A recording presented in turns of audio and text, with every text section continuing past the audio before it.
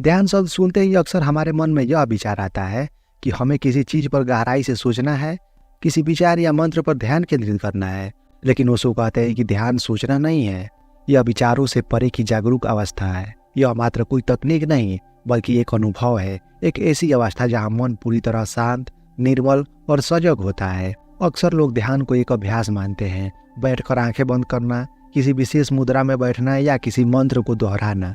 लेकिन ओशो स्पष्ट करते हैं, ध्यान कोई क्रिया नहीं बल्कि एक अवस्था है। जब हम पूरी तरह जागरूक होते हैं, बिना किसी विचार के, बिना किसी जजमेंट के, तब हम ध्यान में होते हैं। ओशो के अनुसार मन हर समय विचारों से भरा रहता है। हम अतीत की यादों में उलझे रहते हैं या भविष्य की कल्पना करते रहते हैं। लेकिन ध्यान का अर्थ इस क्षण में पूर्ण रूप से उपस्थित रहना। जब मन पूरी तरह शांत हो जाता है और सिर्फ साक्षी बनकर देखता है, तब ध्यान घटित होता है। ध्यान का मूल सार यह है कि हम अपने विचारों से अलग हो जाएं। विचारे तो आते जाते रहते हैं, लेकिन हम उनसे बंधे नहीं रहते। हम विचारों को देखें लेकिन उनमें खोए नहीं।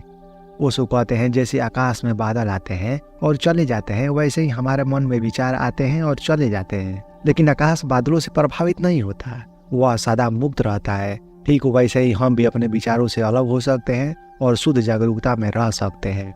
ध्यान का सरल तरीका है साक्षी बनना।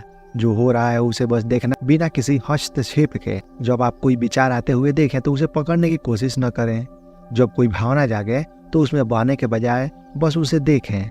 जब कोई ध्वनि सुनाई दे तो उसे जज किए बिना महसूस करें। जैसे जैसे आप यह करने लगते हैं, आप पाते हैं कि विचारों की गति धीमी होने लगती है और अंततः एक गहरी शांति का अनुभव होने लगता है। यही ध्यान की अवस्था है, जहाँ केवल जागरूकता रहती है और कुछ नहीं। मन का शोर कैसे शांत करें? हमारा मन लगातार भागता रहता है, कभी अतीत की यादों में उलझता है तो कभी भविष्य की चिंताओं में खो जाता है। विचारों का यह शोर कभी खत्म नहीं होता, जैसे कोई अनियंत्रित धारा जो बिना रुके बहती रहती है। लेकिन क्या सच में इसे शांत किया जा सकता है? ओशो कहते हैं, मन को शांत करने का उपाय उसे रोकना नहीं बल्कि उससे असंग होना है। मन एक बंदर की तरह उछलता रहता है। ओशो मन को बंदर से तुलना करते हैं, एक ऐसा बंदर जो शराब पीकर पागल हो गया हो और जिसे बार बार डंक मारा गया हो। यह हर समय उछलता कूदता रहता है, कभी इधर कभी उधर। लेकिन क्या इसे रोका जा सकता है? नहीं, क्योंकि जितना हम इसे रोकने की कोशिश करेंगे यह उतना ही उग्र हो जाएगा। तो फिर क्या उपाय है? विचारों को दबाने के बजाय उनसे दूरी बनाना सीखें, उन्हें देखने की कला सीखें, लेकिन उनसे प्रभावित न हो। जब कोई विचार आता है हम उसमें बहने लगते हैं। अगर वह सुखद हो तो उसमें रम जाते हैं, अगर वह दुखद हो तो हम बेचैन हो जाते हैं। लेकिन ध्यान का पहला नियम है विचारों को केवल देखना, उन्हें पकड़ना नहीं।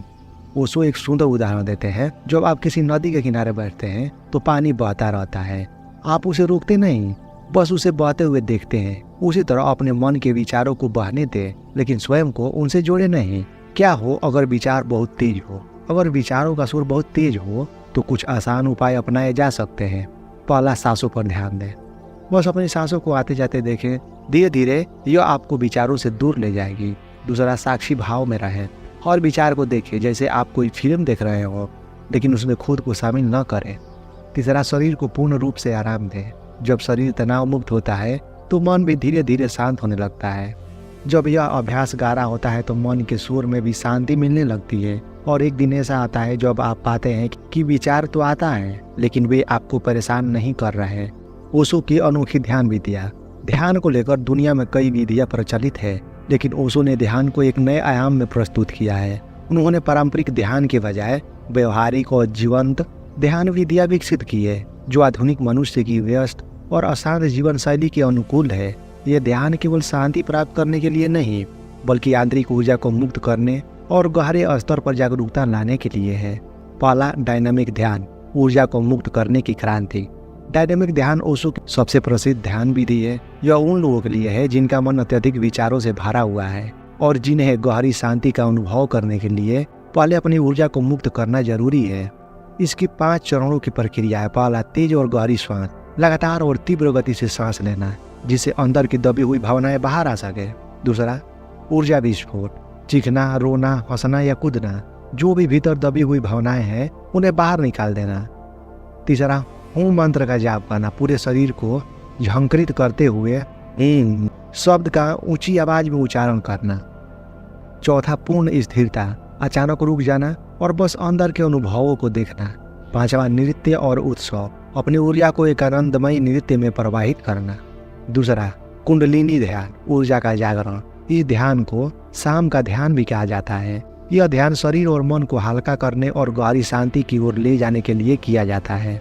इसके 4 चरण है। पहला, झकझोरना। पूरे शरीर को हिलाने से अंदर की रुकी हुई ऊर्जा जागती है। दूसरा, नृत्य। शरीर को पूरी तरह स्वतंत्रता देकर नृत्य करना, जिससे ऊर्जा प्रवाहित होती है। तीसरा, ध्यान। चुपचाप बैठकर भीतर के अनुभवों को देखना। चौथा, पूर्ण विश्राम। लेटकर शरीर और मन को पूर्ण विश्राम देना। यह ध्यान व्यक्ति के भीतर गहराई से रुकी हुई कुंडलिनी ऊर्जा को प्रवाहित करता है, जिससे भीतर आनंद और शांति का अनुभव होता है।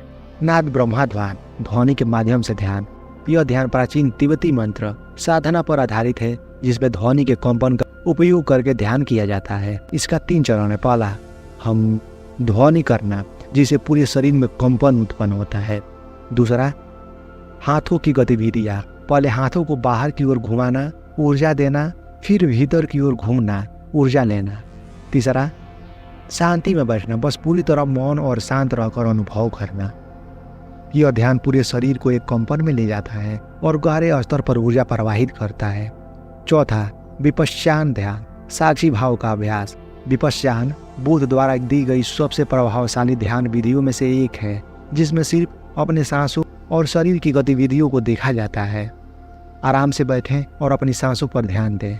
सांस भीतर जा रही है, बाहर आ रही है, बस इसे देखें, इसे नियंत्रित न करें। अगर कोई विचार आए तो उसे दबाए नहीं, बस उसका साक्षी बने। धीरे धीरे यह देखने की शक्ति इतनी बढ़ जाती है कि मन पूरी तरह शांत होने लगता है। यह ध्यान पूरी तरह से जागरूक बनाता है और धीरे धीरे विचारों से मुक्त करता है। ओशो की ध्यान विधियां सिर्फ मानसिक शांति देने के लिए नहीं, बल्कि भीतर की ऊर्जा को मुक्त करने और जागरूक बढ़ाने के लिए है। डायनामिक ध्यान हमें दबी हुई भावनाओं से मुक्त करता है। कुंडलिनी ध्यान ऊर्जा को प्रवाहित करता है। नाद ब्रह्मा ध्वनि के माध्यम से ध्यान को गहरा करता है और विपश्यना हमें साक्षी भाव सिखाती है। ध्यान और जीवन का संबंध। आज की भागदौड़ भरी जिंदगी में हर कोई तनाव, दुख और अशांति से घिरा हुआ है। हर किसी के पास समय की कमी है, मन में असंख्य उलझने हैं और शांति एक खोए हुए स्वप्न की तरह लगती है। लेकिन क्या यह संभव नहीं है कि हम रोजमर्रा के जीवन में भी ध्यान का अनुभव करें? ओशो कहते हैं, ध्यान कोई अलग से किया जाने वाला कार्य नहीं है, बल्कि जीने की कला है। यह कुछ मिनटों का अभ्यास नहीं, बल्कि एक जीवन शैली है। जब ध्यान जीवन का हिस्सा बन जाता है, तब तनाव मिटने लगता है, दुख गले लगाता है और शांति सहज रूप से प्रवाहित होने लगती है। हमारे जीवन में जो भी अशांति और तनाव है, वो सिर्फ एक कारण से आता है। हम वर्तमान क्षण में नहीं जीते। हम या तो अतीत की यादों में उलझे रहते हैं या भविष्य की चिंताओं में डूबे रहते हैं। हमारा मन हमेशा भागता रहता है, यह होना चाहिए था, वह नहीं होना चाहिए था, जैसी बातें हमें परेशान करती है। हम हर चीज को पकड़ कर रखना चाहते हैं, लेकिन जीवन हमेशा बदलता रहता है। परिणाम अशांति, तनाव और निराशा। समाधान क्या है? ओशो कहते हैं, जागो, बस जागो। ध्यान का अर्थ है जागरूकता। जब तुम जागरूक होते हो तो तुम्हारे जीवन में कोई तनाव, कोई दुख नहीं रह सकता। ध्यान केवल तब नहीं होता जब आप किसी कोने में बैठकर आंखें बंद करते हैं। इसे हर पल अनुभव किया जा सकता है। पहला, जो भी करो पूरी तरह करो। अगर आप चाय पी रहे हैं तो केवल चाय पिए, उसका स्वाद महसूस करें, उसकी गर्माहट को महसूस करें। अगर आप चल रहे हैं तो हर कदम को जागरूक होकर रखें। अगर आप किसी से बात कर रहे हो तो पूरी तरह से सुने, बिना किसी और विचार के। दूसरा, सांसों पर ध्यान दें। जब भी तनाव महसूस हो, बस एक गहरी सांसें लें और अपनी सांसों को आते जाते देखें। आप पाएंगे कि मन तुरंत शांत होने लगा है। तीसरा, हर दिन कुछ समय मौन में बिताएं। आज का जीवन इतना शोरगुल से भरा है कि हमें खुद की आवाज तक सुनाई नहीं देती। हर दिन कुछ मिनट मौन में बैठें और भीतर झांकें। चौथा, कोई विशेष क्रिया करने की जरूरत नहीं। ध्यान का अर्थ किसी विशेष आसन में बैठना नहीं, बल्कि हर चीज को पूर्णता और जागरूकता से करना है। जब आप यह समझ जाते हैं तो ध्यान किसी विशेष समय का मोहताज नहीं रहता। आपका पूरा जीवन ध्यान बन जाता है। मोक्ष और अंतिम मुक्ति। क्या जीवन केवल जन्म और मृत्यु के बीच एक यात्रा है, या फिर इसके पार भी कुछ है?